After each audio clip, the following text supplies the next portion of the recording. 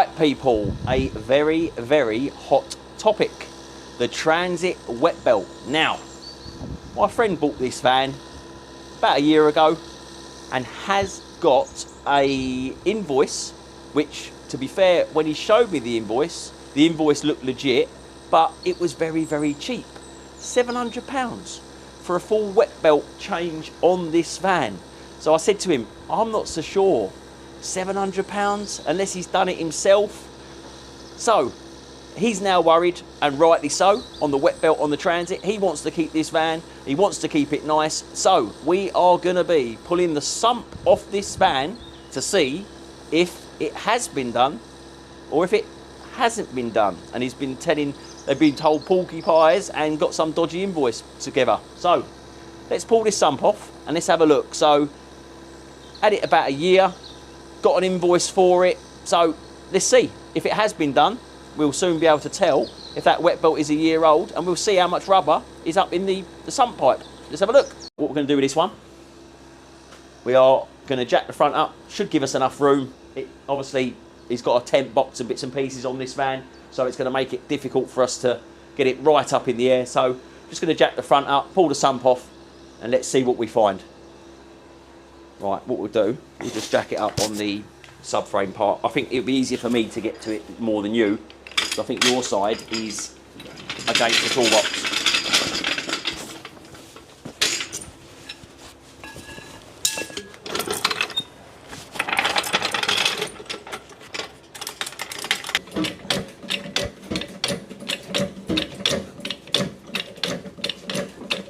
That's as high as that's going to go. And then what we'll do, we'll stick some axle stands in here. What we'll do.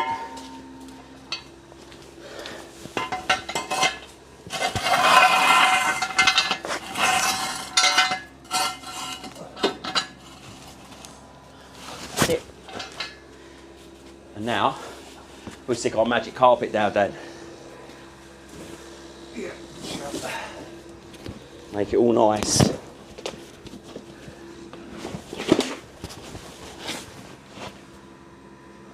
Right, that can come off now. Right, all we're going to do, guys, is just drain this oil out. I am not convinced about this cover. Have you got a rubber glove on then? Yeah. Is it? Yeah, spin that off. I can't risk going through the back of him. Is it loosey goosey? Yeah, yeah. Is that loosey goosey enough? I think it's had sealant put on the actual sump plug as well.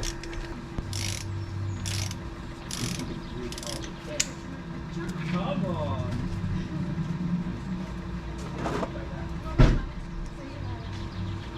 Unbelievable, isn't it? Storage for Darren. She should be good. Right, I'll go under this last bit here.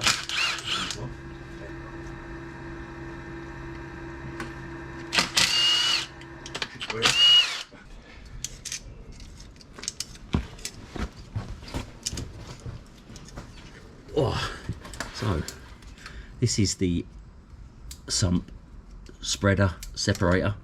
Let's see if this thing works for once. Okay, hell, man. It's in there, isn't it? Yeah. Right, are you ready? Right, screwing up my head.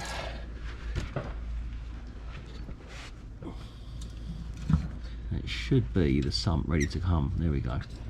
It was just tight on one side, wasn't it? There we go. It's coming. What are we going to find, eh?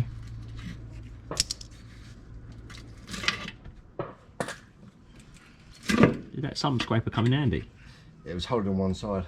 Okay. I think what we'll do, we'll just lay that underneath the strainer on the floor to catch any drips for a minute. And then we'll have a quick look to see if we can see anything in the oil pickup.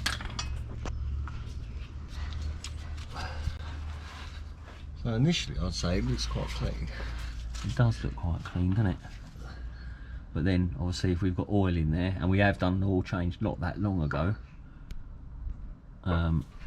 I don't know if you can see. And can you see in there? Oh yeah. Oh yeah. Look at the lumps in that strainer. So, and not just small lumps either. Look in there. Right. So, let's get that off. Right. I'm just going to take off. Ah, there we go. We're just going to take off the oil pump. Mind you, that is the oil pump. That's the oil pump belt. That's the oil pump belt. So, be interesting to see what that looks like. Let's have a quick look, guys.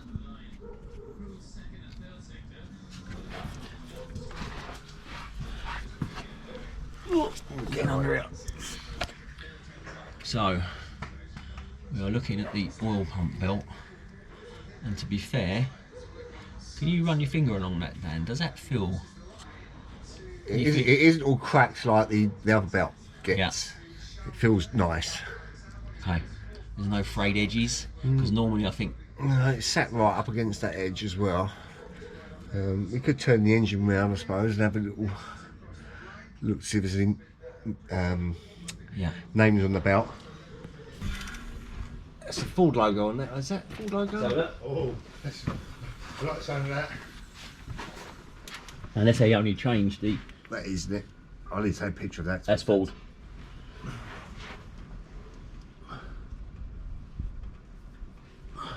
Oh, selfie mode, innit? Right. Cheese. Alright, so we have got a full belt on it. No. It has got a full oil belt on it.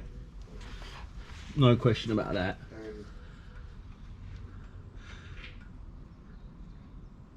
Okay, let's start cleaning it up then. We're happy. So we'll just clean out the oil strainer, reseal it up. Cheers, guys. That is silicone. That's not even wet belt. Look, that is silicone that I've just pulled out of the strainer. And there's more big chunks of, ready? Look, that is silicone. Big chunks of silicone in the strainer.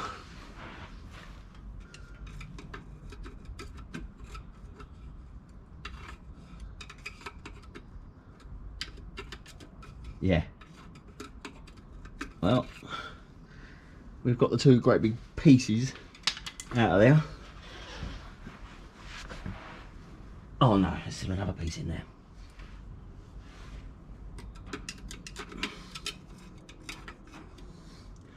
Right, we'll go the old-fashioned route.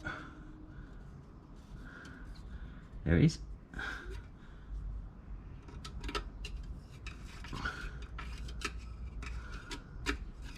There it is. Fucking massive piece that's just fell in there. Wow. Right, nothing else in there.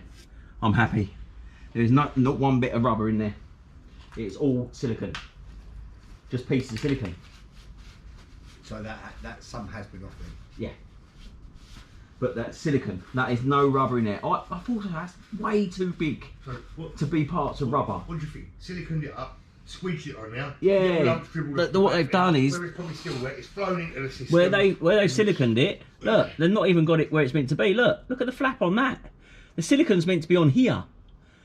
They've siliconed. Dan, you always silicone the sump. The silicone is flapping inside. Look at that. Done it the wrong side of the groove. They've done it the wrong side. It's literally, we're gonna have to get this out. They've literally larruped it. Look, there's flaps of it all over. There's a massive flap of it. It's not even on where it's meant to be. Look at that, Dan. It's all inside the sump. So that was all destined to come off. Jesus, look at that. Why would you do that? There's flaps of silicone all on the inside of this sump. which has now been sucked up into the oil strainer. But I'm pulling, look Dan, I'm pulling massive chunks of silicone flap, look, inside the sump. Oh man, talk about fucking, look at that lot. There's loads of it. Right, we'll have to clear this up. Dan, to be honest, we're going to have to clean that sump out as well, because there's bits of silicone all in there. I can see it in the sump.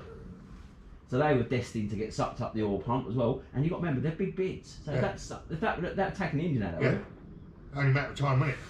So forget about the fucking wet. It's like when someone powder coats. It's like when someone powder coats underneath, do the cam cover and do the inside. And what happens to it with heat? Drops straight down, fucking sucks up. That's it. Takes the engine out. But what a numpties. Well, we're gonna have to clean the silicone out of here. It's just silicone. Look at that. Just hanging on the inside of the sump. Ready? Look at that. Flaps of it, which has now been sucked up inside here. And luckily, really, that we got to it at this point, because watch this, ready? Look at this. Massive, massive lumps of silicone just falling out in my hand where it's been put the wrong side of the sump. Look at that. Look at the size of that. That gets sucked up in the oil pump, starves the engine of oil. Crazy, man. Look at that. Flaps of it. Right, people. So what we initially first thought with this wet belt situation was that the wet belt had actually been sucked up into the oil pump and maybe that the job hadn't been done. But on closer inspection, when we pulled out what was in the oil strainer, it turned out to be silicone, believe it or not, where they had put so much silicone on the sump, it had been sucked up into the oil pump. So what we've done, I'll show you what we've done now. We have put the bead and allow it to start to skin. And then, as you can see from under here, we have cleaned off all of the excess, so we should get a nice seal on this. But you know what we found up in that oil strainer, really very, very lucky, because it was a massive lump in the middle of the strainer and it was only really sucking up oil from around the edges, so it wouldn't have taken a lot. What we found in the sump would have been enough to have blocked that completely. So good job we got on this one before it was potentially too late for this engine.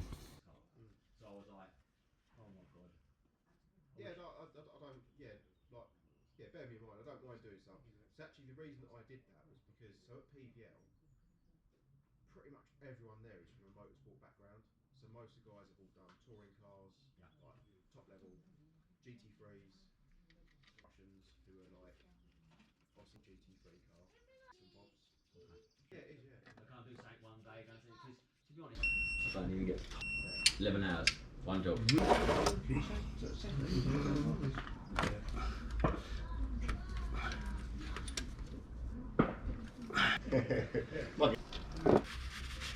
And he didn't falter on what I wanted, so they obviously do all right.